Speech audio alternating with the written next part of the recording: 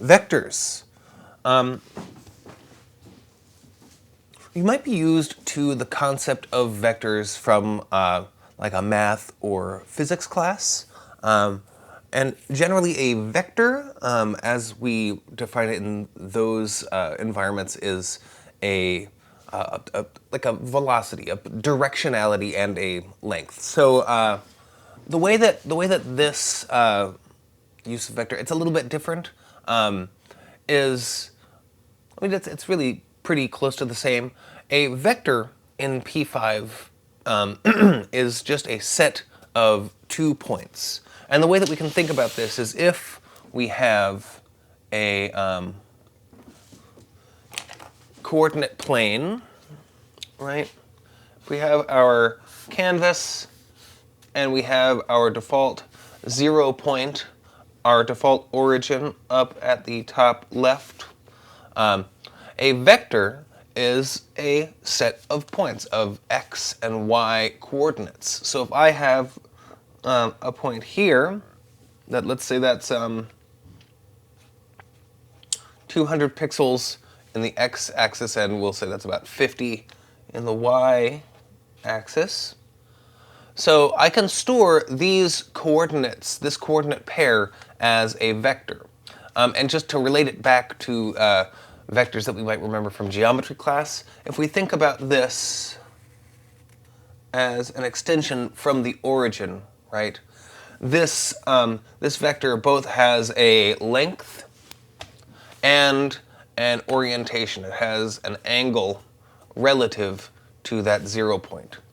So whereas in geometry we may think of a vector as having like a direction, location, and length, really all of that, if we keep in mind the origin point, is encoded into a vector as it is stored in P5 as just a coordinate pair. And so the reason that this can be helpful for us is when we're dealing with the two-dimensional canvas,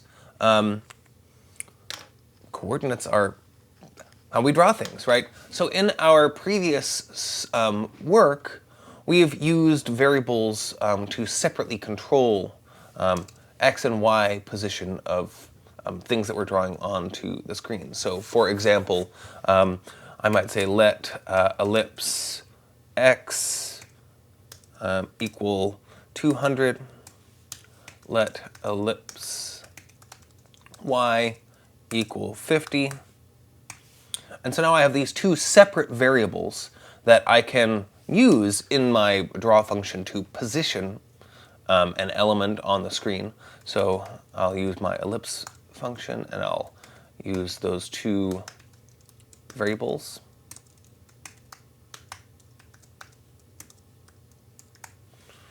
With the width and height of my ellipse.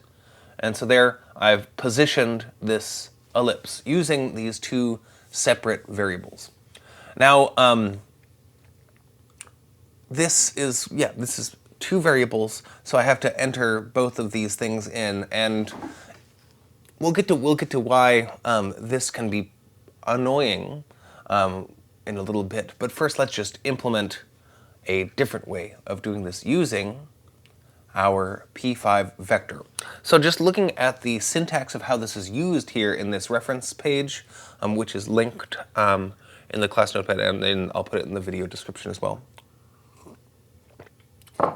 We use a create vector function to initialize an instance of this vector object, this vector data type.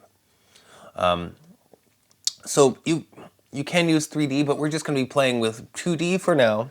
Just keep it simple. And so we pass in two parameters to set the x and y attributes of this object right here.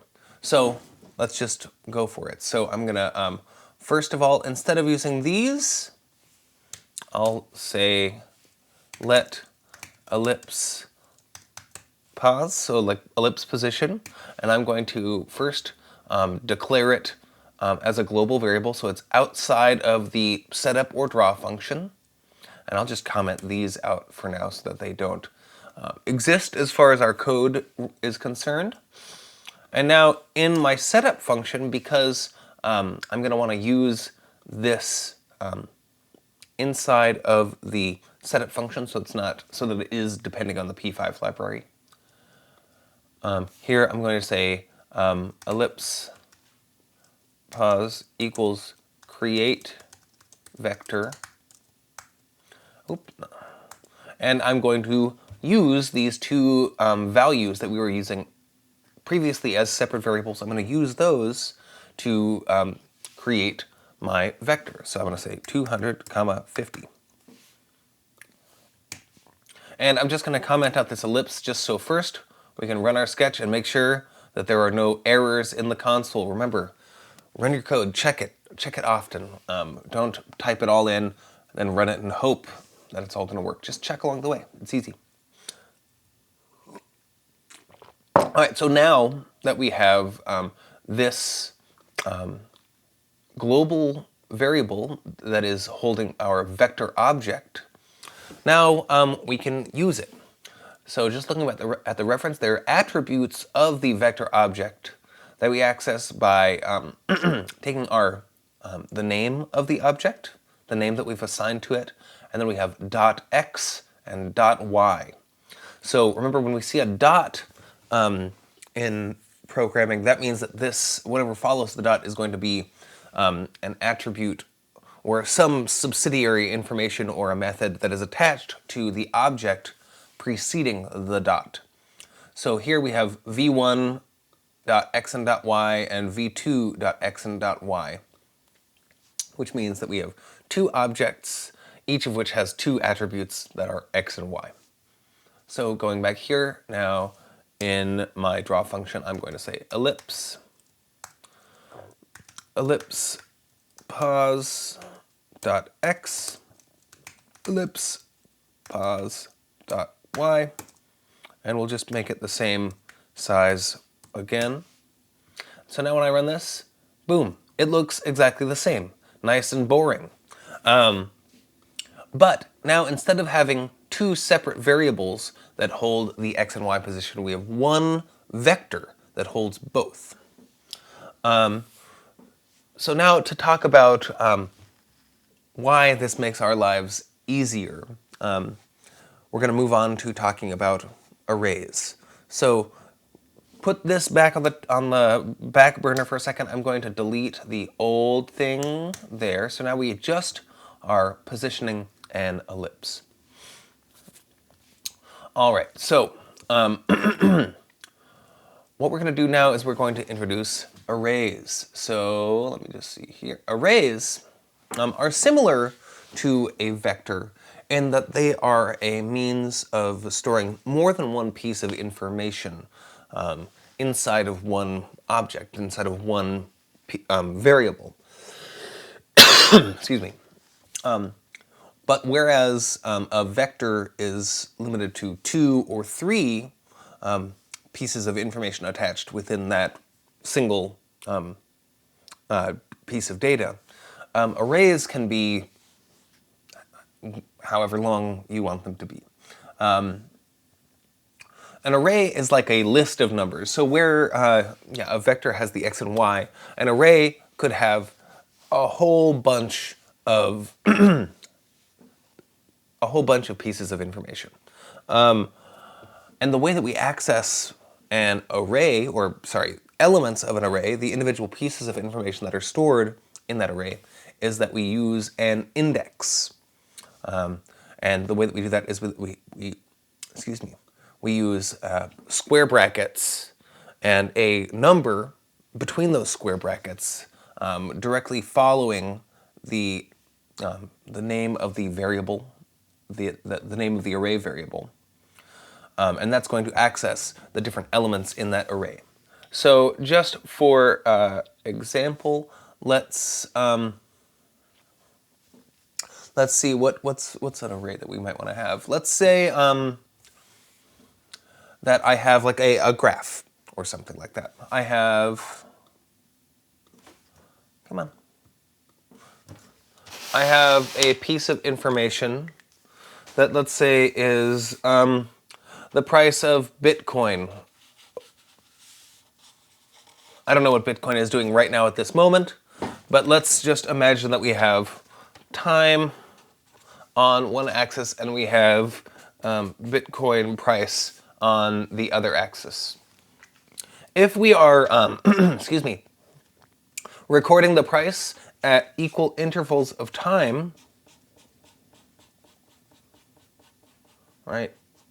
If we can assume that the distance in time between each recorded amount is equidistant, if they're the same here, then if we're recording this information in a variable, we don't really need to worry about recording the coordinate pair, essentially, right? Because if we look at this graph, each one of these points is just a coordinate pair. That's the time as the x and the Bitcoin price in the y. And like I said, if our time is equally divided, then we don't need to worry about recording that. All we need is the Bitcoin price. So I would record this as a list of these prices. So let's just do something with that. All right. So when we oops.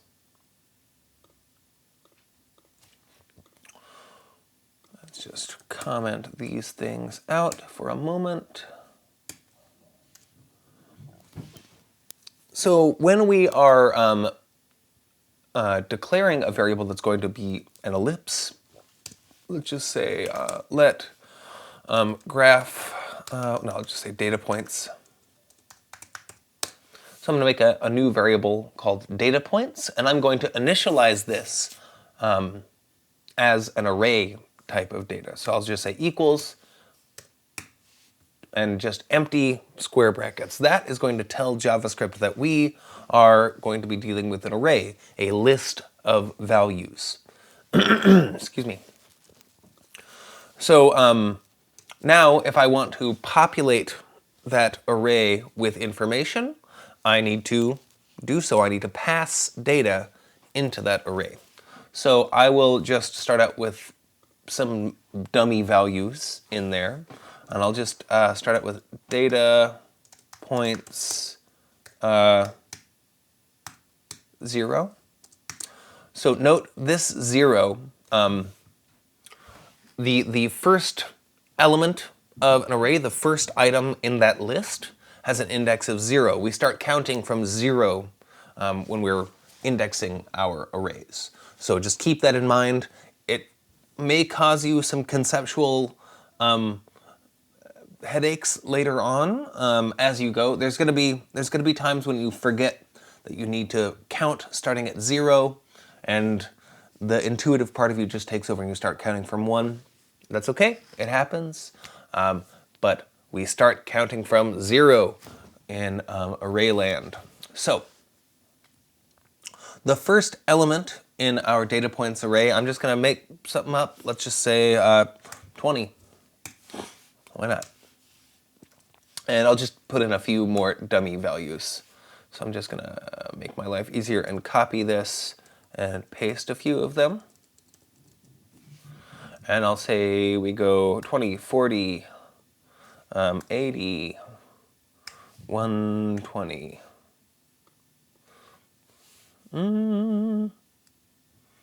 200, oop, not 2000. And then we'll crash. We'll go back down to 80, 20, 10. So whatever, it doesn't matter, because this is all just dummy data. This is all just made up information that we don't actually have to worry about if it's matching up to anything. The example that I gave of Bitcoin price, I could enter in or use a bit of code to fetch the current price and then graph it from there. But, gross oversight. I need to change these indices to match up to other elements of the array.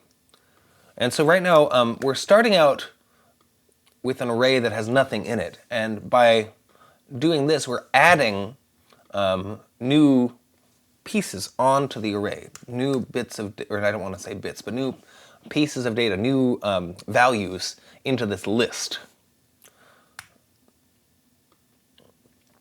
So I have indices 0 through 7, meaning I have 8 values in the array, right? If we count from 0 through 7, that's 8 things. And so now I have these 8 pieces of information in my array. Let's just run it. No errors. That's good. And so now what I want to show you really quick is a attribute of this array. So down in the draw function, I'm just going to say console.log data points. Remember, our capitalization is important. Oh, data points. Dot length. And don't forget our semicolon. So you see now down in the console, I'm receiving the information that is held in this attribute of the data points array, or rather, we're asking what the length of this array is. So we see that we have 8 values in here, and if we use this dot length, we can receive that numeral 8. And so that will be important because if I want to have a list that might change in length, like so for Bitcoin price as our example, there's always going to be new pieces of information being generated as long as Bitcoin exists, right? So that list of data points could grow and grow and grow. And if I want to avoid any errors of hard coding in the number of pieces of information we have, then it's very helpful to be able to just request the information on how long this list of things is. So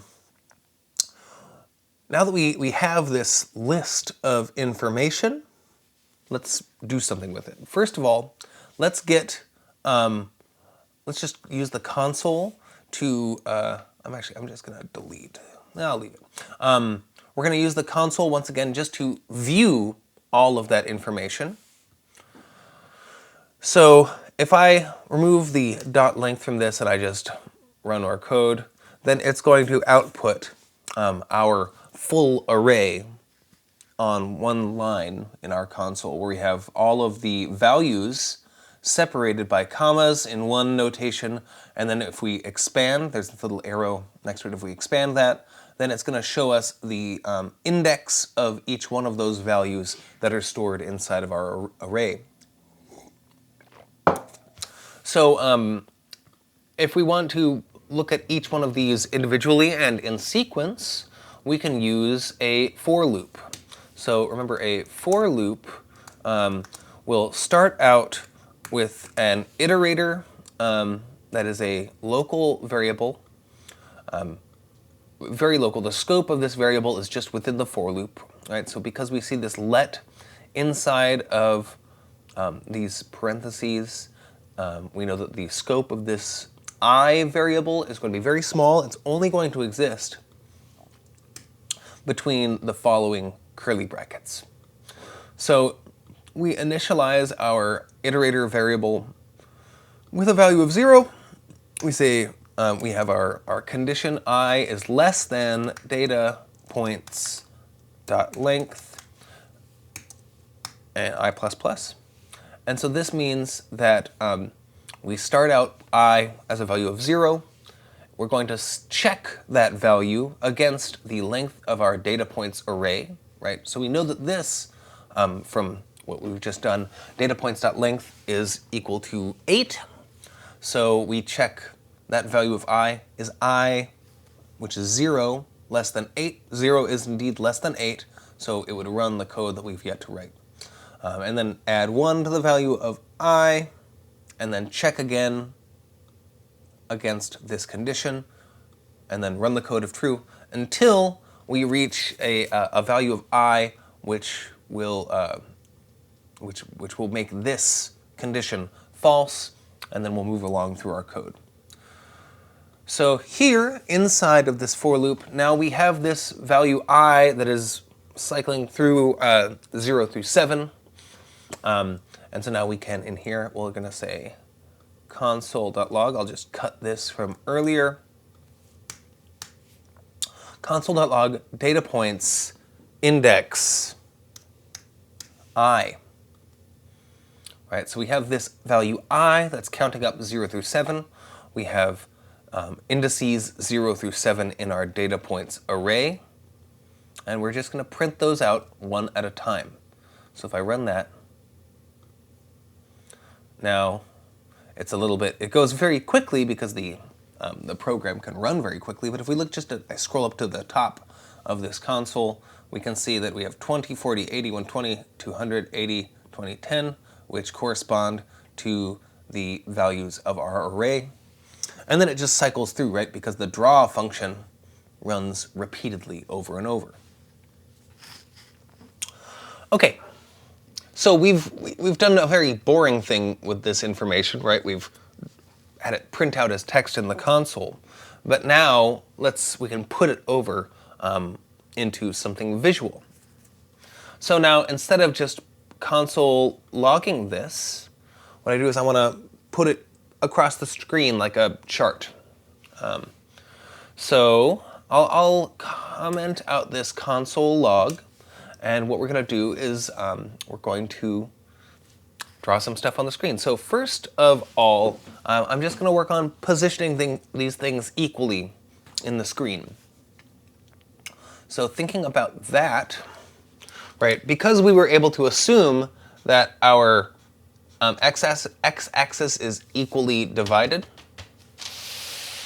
what we can do is we can say we have this certain amount of space in our real estate, right, which is our width. And we want to divide this equally among our data. So if we have 7 things, that means we want to equally space those 7 things in this space. So let's just, I'm just going to imagine that I want it to go edge to edge. Let's see, actually, I'm going to make it a little bit less than this. Yeah, okay. So if I want to divide this equally into our 7 places, remember if we have 3, 4, 5, 6, 7, if we have 7 pieces of information, that means there are 1, 2, 3, 4, 5, 6 spaces between those 7 pieces of information, or those 7 objects. And so those 6 places between is going to determine our spacing here. Excuse me. So what we're going to do is we're going to divide our width. We're going to divide that width by, oh wait, sorry, our 8 things. We have 8 objects, right? My bad. Our 8 objects means that there's 7 spaces between those. So we're going to divide our width by 7, but we're not going to hard code that 7 in. No, no, no. We're going to say width divided by data points, oh, that's a capital P, dot length minus 1. Right? So we're going to use that length attribute of our array, which will give us 8, the number of elements, and we're going to subtract 1 to get the number of spaces between those elements if they were equally dividing our space. This is going to lead to us having, if we use ellipses, there's going to be 2 ellipses that are partially cut off, but we can play with that later. Okay, so what we're going to do is, yeah, first we're not going to even deal with our actual data yet. We're just going to equally space some ellipses first. So I'm going to say, maybe this is the time to get, no, not yet. So I'm going to just make a couple of local variables to store that x and y information, which we will later convert into a vector. But we're just going to take it easy, one thing at a time. We'll say let data x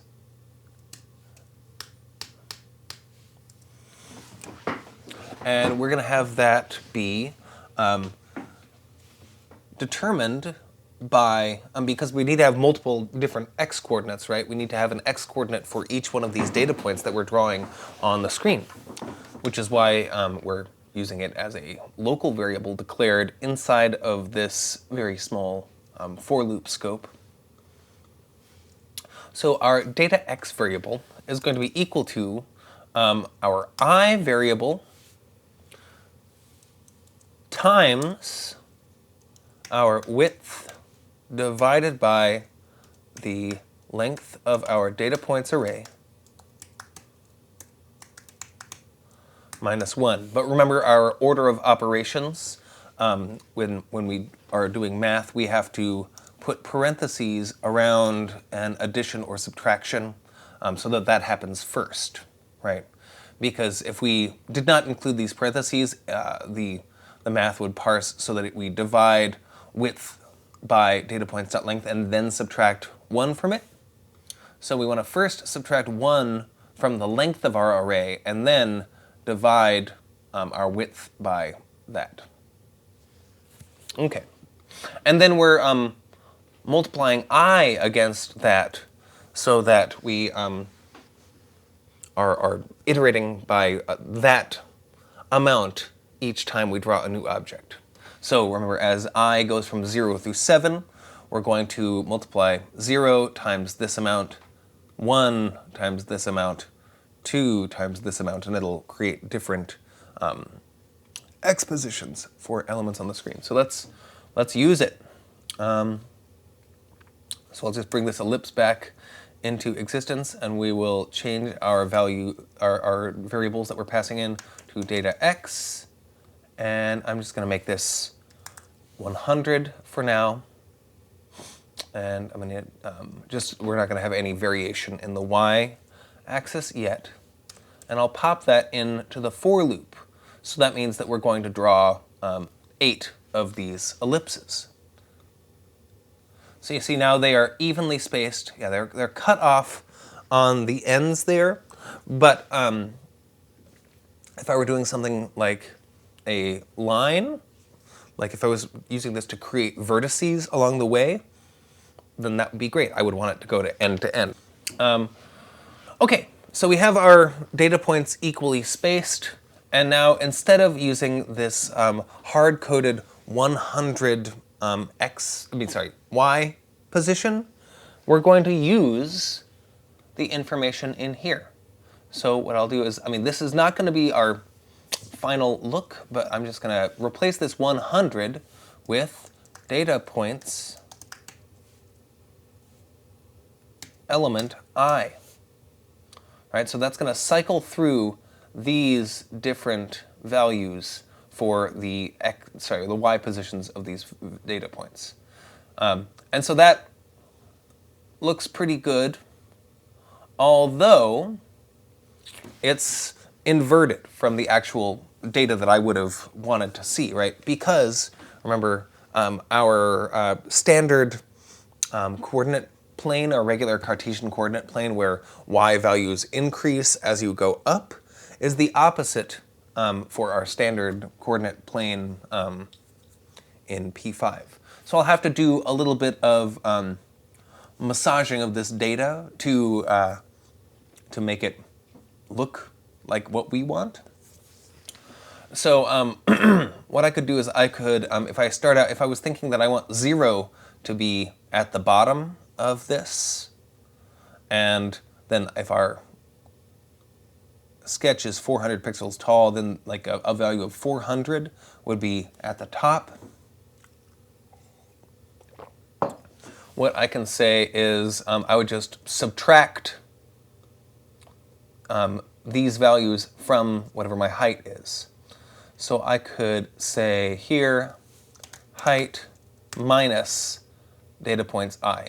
So I'm, by putting this on the right side of this subtraction, I am negating that value. So now we've flipped our x-axis, our y-axis, and we flipped our y-axis by negating that value, and using that height system variable, we've moved the whole graph down. So now, if I run that, there we go. Now we have our more normal looking graph type of information. By just as a better example of what we were doing before, so by using begin shape and end shape outside of the for loop here, now every vertex that I draw inside of that for loop is going to be added into that shape.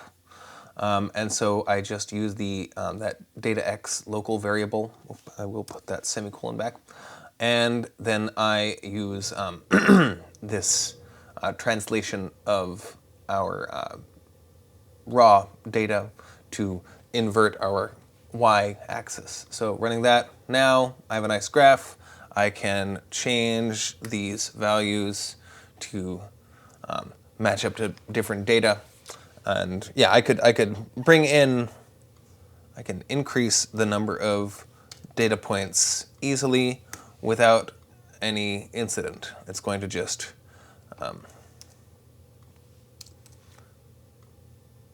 add more points and further subdivide the screen. Okay, so there is a very basic array of elements. And if I had something that was not equally distributed along the x-axis, then I might want to, instead of having this array be populated with just objects such as this, I might want to have it hold a vector object in each element of the array that has a discrete x and y position, making random stars in the background. We're going to create the information for random stars, but that can be, those locations can be stored as a globally accessible variable or array, and then used as many times as we want in the draw function. So to do so, first of all, we need to create our global variable. So we'll say let star positions equals square brackets. So now we are, excuse me, we're telling our program that this star positions array, or is an array, excuse me. And so now what we're going to do here, in our setup function, we're going to create elements inside of that array. So once again, we're going to have a for loop. So for let I equals 0, we're going to initialize that iterator variable with a value of 0. I is less than, I'm going to just say 200. We're going to make 200 stars. I plus plus. So this function, this for loop, will run with a value of I going from 0 until 199. So we'll have 200 values of I that happen inside of that for loop.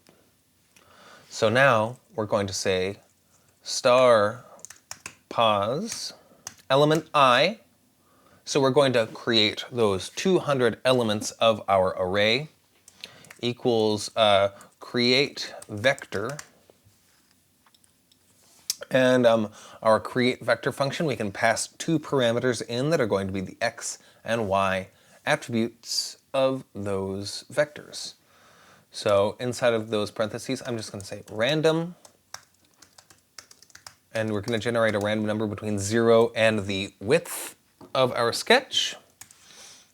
Oops. And a comma, and then between 0 and the height of our sketch. All right, so now we have an array. Well, when I run this, nothing's going to happen interesting in the screen because we haven't used our values in the draw function, but we have an array that is 200 elements long, and each one of those elements is a vector. meaning it's a stored coordinate pair. So what I'm going to do now is let's use it. So now I'm going to just change my background to 0 so we have a nice star field. I'm going to change my fill to white. And now after I draw that background, it's time for another for loop because we have to cycle through all of the elements in this array. So for let I equal 0, I is less than 200. Once again, I plus plus. And inside of this for loop, now we're going to use those with an ellipse function. So ellipse star position I dot x, copy and paste, dot y. Oh, thank you. Star pops. Okay, so star position x and y, and then we'll just give it a diameter of 2 pixels. And if I run this, hopefully we'll see a star field. I hope that that is coming through with Zoom's compression on there. I'll make them a little bit bigger just in case anyone has a slow connection. So I made them a little bit bigger so it's easier to see. It doesn't look quite as good on my end, but hopefully that is definitely coming through with Zoom's compression. So now each time I refresh this, I get a unique random field of stars. But it's not like twinkling around like if we were generating this information repeatedly in the draw function. We generate our list of random coordinates one time, and then we just redraw that every time the draw function loops. And like I said, you can you could do this in 3 dimensions, which would make the it would make the illusion of depth by changing the apparent size of our ellipses, right? My fists are the same size, but because one is far away and one is close, they look different sizes, so you can get this foreshortening. And that would be done by, instead of drawing ellipses, we could draw little spheres, and we could use the WebGL 3D renderer and have, instead of a 2D vector, have a 3D vector, so each star has has 3 coordinates to determine its place in 3-dimensional space. Let's just look at further uses of arrays. The main benefit of arrays over just having more than one variable is the fact that they all are organized numerically, right? We have the ability to have a bunch of different elements in the array. So, for example, in this field of stars, we have excuse me, we have 200 elements in this array, and I don't need to have my code all gummed up with a huge list of variable declarations, and I don't have to keep all of their names, the naming conventions in order. They're just numbered 0 through 199. So this can be really very helpful if you're dealing with large sets of data. Or if you want to cycle through different pieces of information. So let me see here, did I make a new one? I was gonna add stars to this one, but I think I'll not do that. Yeah,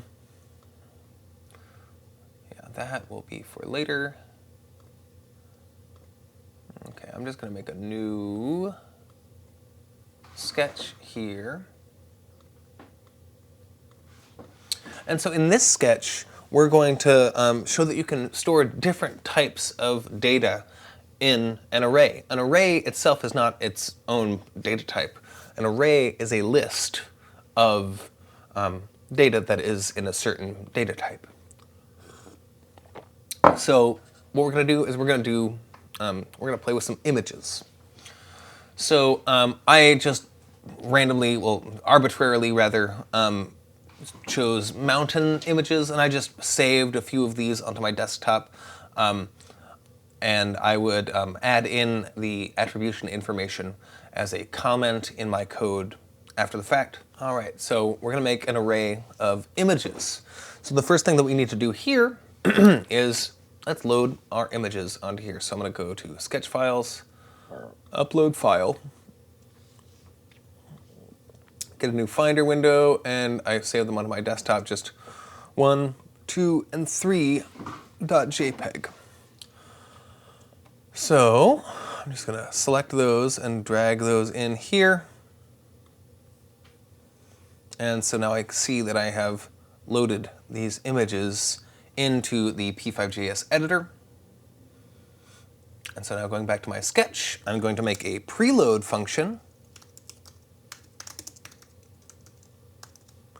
And just first of all, let's just make sure that everything is working okay. So we will first make a global variable to store our image information. So let img equals load image 1.jpg. And I need to put my quotes around that. Semicolon. And just run it, make sure we don't get any errors. We're good. And in my draw function, let's just try to put that onto the screen. So we use the image function, and we'll say img is our image object. Our top left corner is 0, 0. And I'm not going to worry about aspect ratio for this, so we're going to just fill our canvas with this image. We'll just say 400 pixels wide by 400 pixels tall, and this will look weird. But not too weird. We have our image going in there. So let's just cycle through, make sure all of our images work. So we got 1, 2, and 3. All of those images successfully load. So now we know that we're not going to deal with any missing assets. Okay, what we're going to do is we are going to say let image equals square brackets. So that means we're going to, instead of having this image be just one piece of information, we're going to have it be a list. So now I'm going to say image element 0, our index 0, is going to be 1.jpg. And I'm just going to copy this out of laziness, paste and paste, and 0, 1, 2. 0, 1, 2. We have our 3 elements in our array, index 0, 1, and 2. And we're going to make sure to load our different images in. So now it broke because I am not using the data properly here, because it's expecting just an image, but now I'm passing it an array. So if I make that into a 0, now we have this array of images, and I can access them by just changing the index that the index of which element of the img image array. I'm just going to rename that to array. Image array, so we just see that in the code. Right?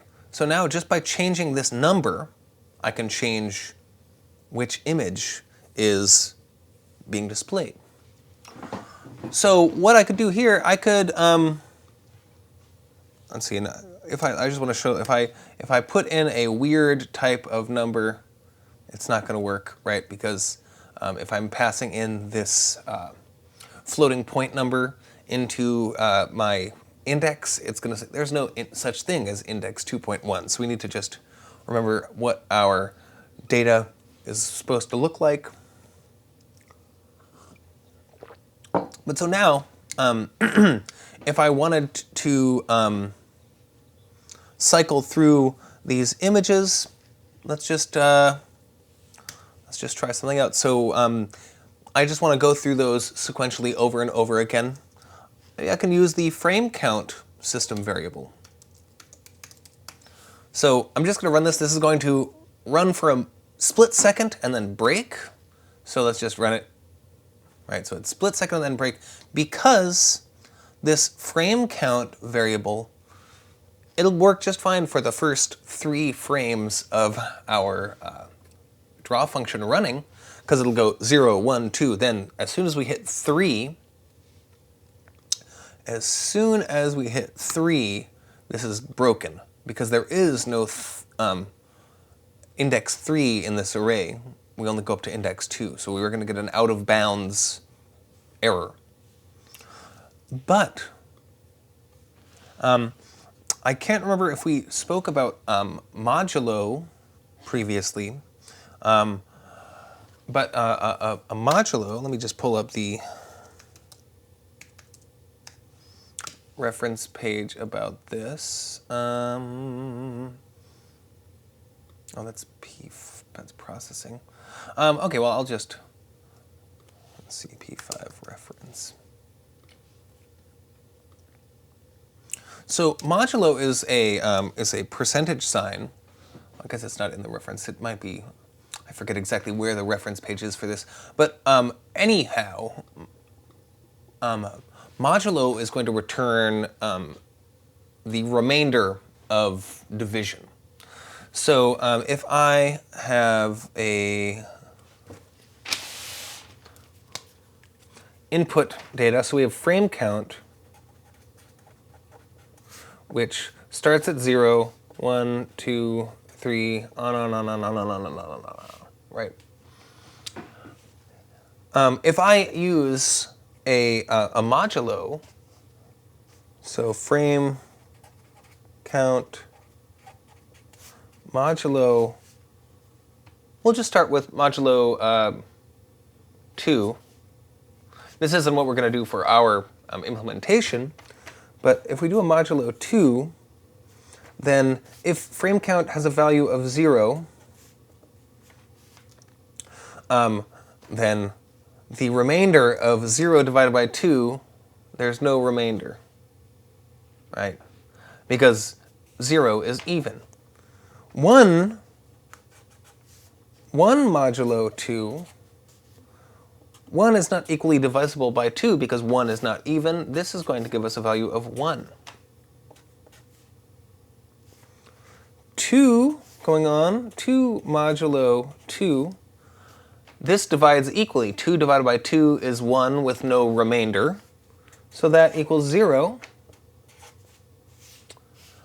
3 modulo, as we're counting up our value of frame count, right, we get to 3. 3 modulo 2, 3 divided by 2 is 1 with a remainder of 1, so now we're 0. So if we, or back to 1, sorry. So we see that if we do a modulo 2 on a number that's counting up, we go between 0 and 1 and 0 and 1 and 0 and 1 and 0 and 1, on and on and on, forever.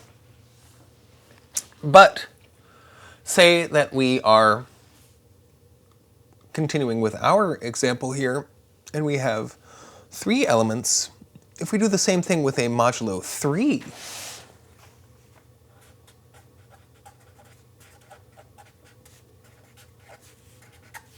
frame count modulo 3 will equal, let's just say, let's write this out here, equals 0, 1, 2, 3, 4, 5, 6. Frame count modulo 3, so 0 modulo 3 is 0, 1 modulo 3 is 1, 2 modulo 3 is 2, then we go, oops. So this, if we do modulo 3, we're going to have a repeating pattern of 0, 1, 2, 0, 1, 2, 0, 1, 2. And so now, if we look at this, this range matches up nicely with the indices of our array. So if I put in modulo 3, now this shouldn't break, hopefully. There we go. Oh, strobe warning. So now we are never leaving the bounds of the length of our array. It is a little fast, so maybe in the setup function I'll say frame rate I'll slow it down. 5.